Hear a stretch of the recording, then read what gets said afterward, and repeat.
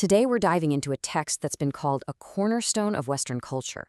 A lost scripture maybe as important as the Tao Te Ching, but it remains one of history's best-kept secrets. And you've probably never heard of it, which is kind of the point. So let me ask you a question. What if the Renaissance, that huge explosion of art, science, and philosophy, wasn't just about rediscovering Greek and Roman ideas? What if the whole thing was actually sparked by a book of ancient Egyptian magic? I'm talking about a text so powerful, so influential, that it secretly inspired giants like Leonardo da Vinci, Copernicus, and, even Isaac Newton. This is about a forgotten wisdom that helped build the very foundations of our modern world. So what is this mysterious book? Well, to really get a handle on its power, we've got to rewind way back to its origins as a truly forgotten spiritual classic. Okay, so here it is. It's called the Hermatica. Now, this isn't just one book. It's a whole collection of writings. And they're all attributed to this mythical Egyptian sage, a figure so wise, the stories say he actually became a god. This sage was Thoth, the Egyptian god of wisdom, the one they said invented hieroglyphs and revealed all knowledge to humanity.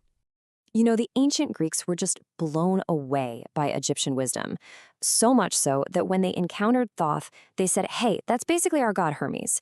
But to show just how much they respected his incredible knowledge, they gave him this special title, Trismegistus, which means thrice great. But look, this wasn't just some dusty old text sitting on a shelf. Oh no, this thing became the secret ingredient, the fuel for that intellectual fire we now call the Renaissance. The sheer scale of its influence is, it's staggering. The list of people it influenced is a who's who of Western thought.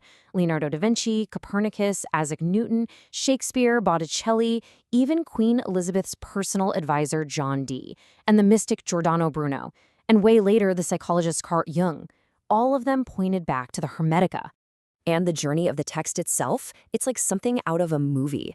It was studied in the legendary Library of Alexandria, then it vanished during the Dark Ages. It popped back up, inspiring Islamic mystics like the Sufis. And then in 1460, a copy finally landed in Florence and basically lit the fuse for the Renaissance, before getting slammed by a critic in 1614 and fading away again. And we're not talking about some vague influence here. This had real, world-changing consequences. Take Copernicus. When he came up with his revolutionary idea that the Earth goes around the sun, he had the math, sure, but he needed something more to sell this crazy idea. So what did he do? Right on the first page of his book, he quoted thrice great Hermes, declaring, "The sun is the visible god." The sun is the visible god. That's a pretty big idea, right? But what's the philosophy behind it all? What was it that got all these geniuses so hooked? Well, it all boils down to one simple, elegant, and kind of mind-bending concept. The universe is a thought. Okay, stay with me here. The central teaching is that God is basically a vast, infinite mind. And everything that exists, everything, you, me, the stars, the device you're watching this on, it's all just a thought happening inside that divine mind. I know, that sounds pretty abstract, but here's a way to think about it. Your own mind is limited by your body, right? It can only experience some things, but God's mind, being unlimited, contains all things, all at once. Your mind thinks about reality. God's mind is the single reality that holds the entire universe together. And that right there is why this was such a game changer for science. All of a sudden, exploring the universe wasn't just about measurement. It was a spiritual quest. These early scientists believed their work was a way to explore the mind of God, to try and understand the Creator's thoughts by figuring out how the cosmos works. So, if the whole universe is a thought in a divine mind, where does that leave us? Well, according to the Hermatica, it puts humanity in a pretty special and, frankly, very powerful position. This idea was radical back then, and honestly, it's still pretty radical today.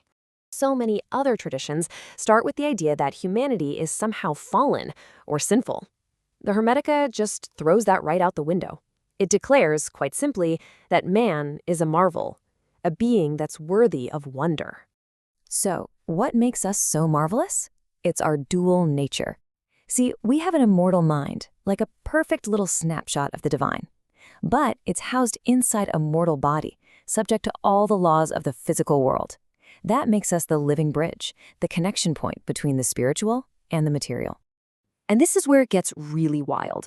The Hermatica makes this incredibly bold claim that in some ways, humanity is actually greater than the gods who only live in heaven. And why? Because a human can travel to the heavens in their mind without ever leaving Earth. We get to traverse both realms. So if we have this incredible potential, what are we supposed to do with it? What's the whole point? For the Hermetica, the answer is clear. The goal of life is to walk the path to rebirth. And this isn't about just believing in God in the usual sense. The goal is to know God, to experience the divine directly. It's a call for a profound spiritual rebirth, a transformation where you awaken and fully realize your own divine nature. After we die, the soul is said to begin this amazing journey and ascent up through the 7 planetary spheres. And at each level, it sheds an earthly vice, like leaving baggage behind. It leaves lust at Venus, arrogance at the Sun, greed at Jupiter, becoming purer and lighter with each and every step, until it's finally free of all its mortal burdens. And once it's been stripped of all those impurities, what's left is pure mind. The soul is no longer separate. It enters into communion with God, and it achieves the ultimate goal, the consummation of true knowledge, or what the Greeks called gnosis. And that brings it all right back around to us, right here, right now. Because the Hermetica isn't just an ancient text, it's a direct challenge. It presents this vision where our minds aren't just little machines for thinking, but divine sparks capable of knowing the entire cosmos. So that leaves us with one final, big question to chew on. If your mind is an image of God's, what are you truly capable of knowing?